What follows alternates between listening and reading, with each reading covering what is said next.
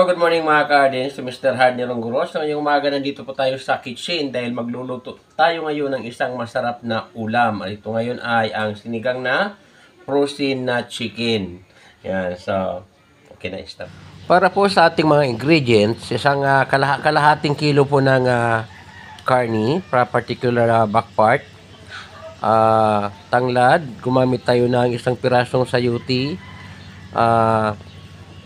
4 na pirasong sili, at yung bulaklak po ng kalabasa. So, unang ginawa natin, ginisa muna po natin yung karni ng lumambot, ano? Sa bawang at saka siyempre sa lana.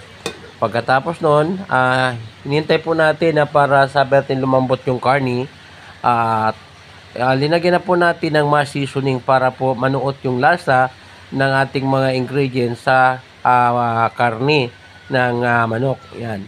Pagkatapos po, pinakuluan natin, nagdagdag tayo ng tubig, pinakuluan po natin, dinagdag natin yung sili at yung tanglad, pati yung paminta, no? So, pagkatapos, inilagay na po natin. Yan na po mga ka-Hardens. So, ready to serve na po yung ating linutong ulam ngayong tanghali. So, sana po nagustuhan yung ating video para po sa araw na ito.